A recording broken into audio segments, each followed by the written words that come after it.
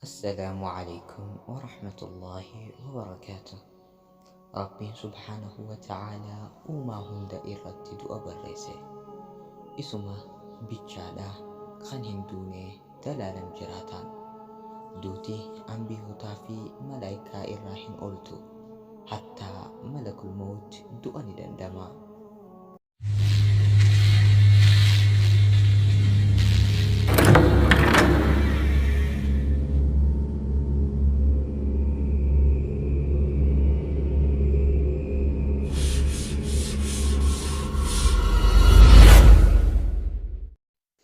Rabbiin hogguu ruuhii Nabi Muusaa fuudhuu fade gara isaa malakul mawt ittiin erge.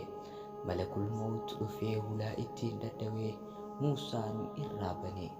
Malakul mawt akkana je'een, ajib daa'ii Allah.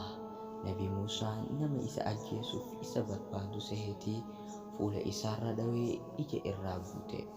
Garuu Muusaan akka malakul mawt tahe hin beeku ture. Ijji malakul mawt kan irraa buute suuraa namaa fakkaateeti ture. Suuraa isaa tan malaayikaatiin miti. Yeroo sanitti namoonni Muusaa ajjeesuu barbaadan hedduu turan. Qawmii Fir'aawnaa akkasumas qawmiilee biraa akkasuma banii Israa'el keessaa illee ni jiran. San booda erga malakul mawt gara Rabbii isaa deebi'ee akkana je'een, yaa Rabbi, nama du'a hin feene biratti ni ergite je'een. Gabricha du'a hin feene biratti ni ergite. Malakul mawt Muusaan du'a jibbiinsaaf kan isa dhawe sehe. Garuu Muusaan malakul mawt tahuu hin beeku. Rabbiin malakul mawtiin ija deebisee, deebi'i gara Muusaa. San booda kana je'een, harka kee sangaarra kaa'ii, rifeensi sangaa habbaan takka ka harka kee tuqee amad takkasiif ida'a je'een. Malakul mawt gara Muusaa deebi'ee waan Rabbiin isaa ajaje ittiin hime. Erga ittiin himeen booda akkana je'een, harka kee sangaa irra kaa'ii, rifeensi sangaa kan harka kee tuqee habbaan takka umrii amad takkasiif ida'a je'een. Nabiyallah Muusaan akkana je'een, san booda hoo yaa Rabbii kiyya. Ergasii du'a je'een Rabbiin subhaanahu wa ta'ala. Muusaan nageenyi Rabbii irratti haa ta'u akkana je'een, amma yaa Rabbii kiyya malakul mawt ruuhii tiyya haa fudhatu. San booda Rabbi gaafatee akka gara Beetal Maqdis isa dhiheessu. Dhiheenyi isa dhiheessu dhiheenya dhakaan yoo darbame Beetal Maqdisitti dhaqqabuuti.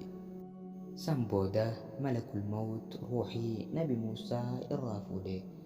Rabbiin subhaanahu wa ta'ala jasada ambiyootaa biyyeen akka hin nyaanne haraam irratti godhe. Akkasumas Nabi Muhammad alayhi salaatullah ambiyootan cufaa waliin galgala Israa'aa fi Mi'raajaa wal qunnamee ture Beetal Maqdisitti.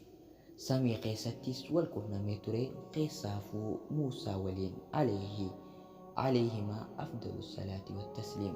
Ergamaan Rabbii sallallahu alayhi wa sallam akkana ja'a, ambiyootni qabrii isaanii keessatti jiraatudha. Akkasuma hati isa biraa keessatti ergamaan Rabbii sallallahu alayhi wa sallam gizee waa'ee Israa'aa fi Mi'raajaa dubbatu akkana ja'a, Muusaa isaa qabrii isaa keessatti salaatuutiin arge ja'a, iddoo biyyee diimaa Beetal Maqdisitti biratti dhihoo tan taate ja'a. Inshaallah viidiyoo keenya ka'arraa kanarraa akka bu'aarraa buufattan abdii qabna.